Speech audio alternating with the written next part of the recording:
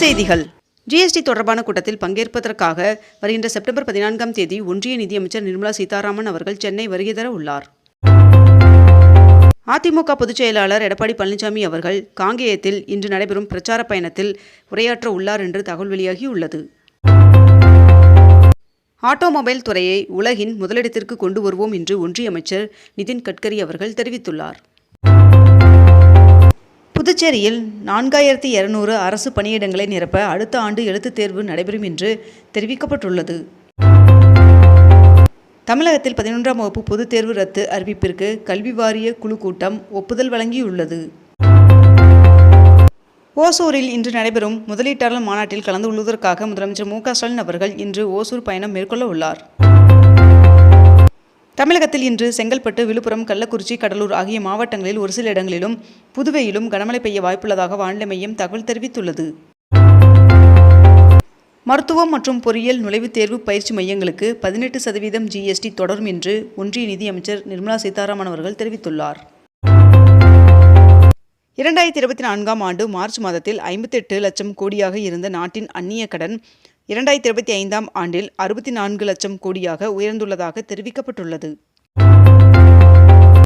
மசோதாக்களுக்கு ஒப்புதல் தர ஆளுநருக்கு காலக்கெடு நிர்ணயிப்பது அவசியமானது என்று உச்சநீதிமன்றத்தில் தமிழ்நாடு அரசு தரப்பில் தெரிவிக்கப்பட்டுள்ளது. அணுசக்தி சுரங்க திட்டங்களுக்கு சுற்றுச்சூழல் அனுமதி பெறுவதற்கான கருத்து கேட்பு கூட்டங்கள் ரத்து செய்யப்பட்டுள்ளது. வார இறுதி நாட்களில் விடுமுறையை ஒட்டி 1055 சிறப்பு பேருந்துகள் இயக்கப்படும் என்று போக்குவரத்து கழகம் அறிவித்துள்ளது.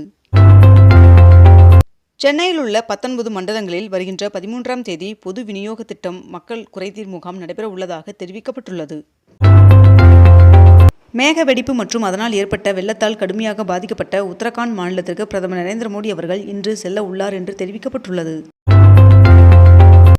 ராமேஸ்வரம், காசி இடையே கட்டணமில்லா ஆன்மீக பயணத்தில் பங்கேற்க விரும்புவோர் விண்ணப்பிக்கலாம் என்று அமைச்சர் சேகர்பாபு அவர்கள் தகவல் தெரிவித்துள்ளார். அரசு இசைப்பள்ளியில் நடப்பு கல்வியாண்டு முதல் மாணவர்களுக்கு வழங்கப்படும் கல்வி உதவித்தொகை 400 ரூபாயிலிருந்து 1000 உயர்த்தப்பட்டுள்ளதாக தெரிவிக்கப்பட்டுள்ளது. ரஷ்யாவில் வருகின்ற 16ஆம் தேதி வரை நடைபெறவுள்ள கூட்டு இராணுவ பயிற்சியில் இந்தியா பங்கேற்கிறது. காவிரி ஆற்றில் நீர்வரத்து குறைந்ததால் 10 நாட்களுக்கு பிறகு ஒகேனக்கல் அருவியில் சுற்றுலா பயணிகள் குளிக்க அம்மாவட்ட நிர்வாகம் அனுமதி வழங்கியுள்ளது. இந்தியாவும் அமெரிக்காவும் நெருங்கிய நண்பர்கள் என்று பிரதமர் நரேந்திர மோடி அவர்கள் எக்ஸ் தளத்தில் பதிவிட்டுள்ளார்.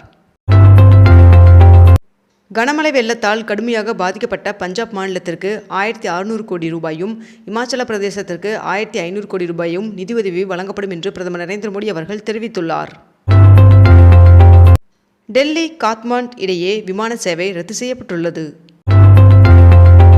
நேபாளத்தில் பதற்றம் நிலவி வருவதால் இந்தியர்களுக்கு மேற்கண்ட இந்த உதவி எண்களை இந்திய தூதரகம் அறிவித்துள்ளது. முதலமைச்சர் மு.க.ஸ்டாலின் அவர்களின் தலைமையில் காவலர் தின கொண்டாட்டம் மற்றும் உறுதிமொழி ஏற்பு நிகழ்ச்சி நேற்று நடைபெற்றது. T20 உலகக்கோப்பை தொடர் அடுத்த ஆண்டு பிப்ரவரி 7ஆம் தேதி முதல் மார்ச் 8ஆம் தேதி வரை நடைபெறலாம் என்று தகவல் வெளியாகியுள்ளது.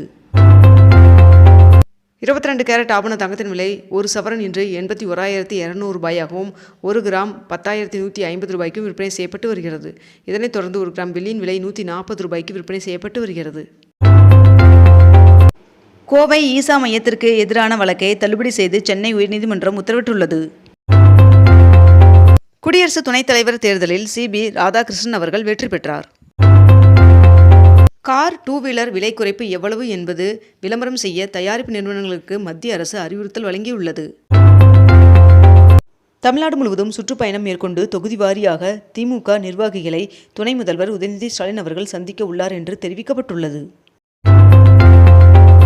பணியில் உள்ள ஆசிரியர்களுக்கு சிறப்பு டெட் தேர்வை இனி ஆண்டிற்கு 2 முறை டெட் தேர்வை நடத்தவும் தமிழ்நாடு அரசு முடிவு செய்துள்ளதாக தகவல் வெளியாகியுள்ளது.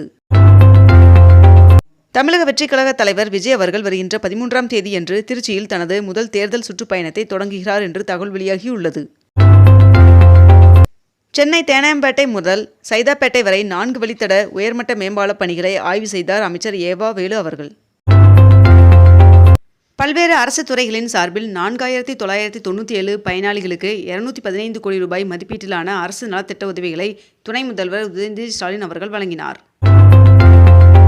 இசையமைப்பாளர் இளையராஜா அவர்களுக்கு வருகின்ற செப்டம்பர் 13ஆம் தேதி தமிழ்நாடு அரசு பாராட்டு விழா நடத்த உள்ளதாக தெரிவிக்கப்பட்டுள்ளது.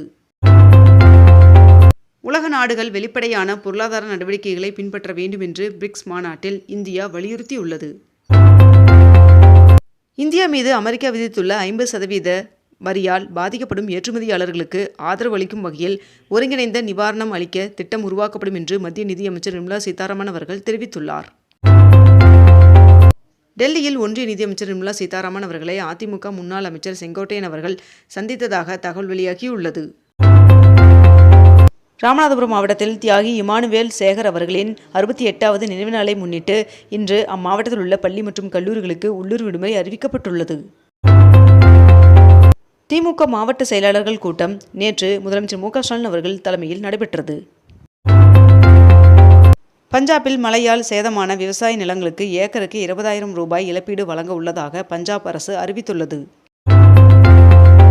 விருகம்பாக்கம் கால்வாயில் 30 கோடி ரூபாய் மதிப்பீட்டில் தூர்வாறுதல் உள்ளிட்ட மேம்பாட்டுப் பணிகளை துணை முதல்வர் உதயநிதி ஸ்டாலின் அவர்கள் தொடங்கி வைத்தார். சைதாப்பேட்டை அரசு மருத்துவமனை கட்டடத்தை துணை முதல்வர் உதயநிதி ஸ்டாலின் அவர்கள் திறந்து வைத்துள்ளார். டெட் தேர்விற்கு விண்ணப்பிப்பதற்கான கால அவகாசம் வருகின்ற செப்டம்பர் 10ஆம் தேதி வரை நீட்டிக்கப்பட்டுள்ளது. ஈரோட்டில் மினி டைட்டில் பூங்கா அமைப்பதற்கு திட்ட மற்றும் வடிவமைப்பு ஆலோசகரை தேர்வு செய்ய தமிழ்நாடு அரசு டெண்டர் கோரியது. உலக இயன்முறை மருத்துவ நாளையொட்டி இயன்முறை மருத்துவர்களுக்கு முதலமைச்சர் மு.க. ஸ்டாலின் அவர்கள் வாழ்த்து தெரிவித்துள்ளார். தமிழ்நாட்டிற்கு தொழில் முதலீடுகளை ஈர்ப்பதற்காக ஜெர்மனி, இங்கிலாந்து பயணம் சென்ற முதலமைச்சர் மு.க. ஸ்டாலின் அவர்கள் பயணத்தை முடித்துக்கொண்டு சென்னை திரும்பினார். ஆசிரியர் தேர்வு வாரியம் மூலம் தேர்ந்தெடுக்கப்பட்ட 2810 பட்டதாரி ஆசிரியர்களில் 83 பேர் வேலூர் மாவட்டத்தில் நியமனம் செய்யப்பட்டுள்ளனர். பிரதமர் நரேந்திர மோடி அவர்கள் வருகின்ற 13ஆம் தேதி மிசோரம் மற்றும் மணிப்பூர் மாநிலங்களுக்கு வருகை தர உள்ளதாக தெரிவிக்கப்பட்டுள்ளது. தெலுங்கானாவில் விநாயகர் பூஜையில் வைத்த லட்டு 2,32,00,000 ரூபாய்க்கு ஏலம் போனதாக தகவல் வெளியாகியுள்ளது. வீட்டு மின் இணைப்பில் பெயர் மாற்றம் செய்ய புதிய நடைமுறையை மின்வாரியம் அறிவித்துள்ளது. விஐடி பல்கலைக்கழகத்தில் நடைபெற்ற 13வது பட்டமளிப்பு விழாவில் அமைச்சர் பழனிவேல் தியாகராஜன் அவர்கள் பங்கேற்றார். தமிழ்நாட்டில் முதலீடு செய்ய இங்கிலாந்து வாழ் தமிழர்களுக்கு முதலமைச்சர் மு.க. ஸ்டாலின் அவர்கள் அழைப்பு விடுத்துள்ளார். தூத்துக்குடி வின்ஃபாஸ்ட் நிறுவனத்தில் கார்கள் விற்பனைக்கு தயார் என்றும் VF6, VF7 கார்களின் விலை அறிவிக்கப்பட்டுள்ளதாகவும் தகவல் வெளியாகியுள்ளது. இத்துடன் இன்றைய தலைப்புச் செய்திகள் நிறைவடைகின்றன. மேலும் இதுபோன்ற அண்மை தகவல்களை உடனுக்குடன் தெரிந்து கொள்ள அக்னிபூ சேனலை சப்ஸ்கிரைப் செய்து கொண்டு தொடர்ந்து இணைந்திருங்கள். நன்றி, வணக்கம்.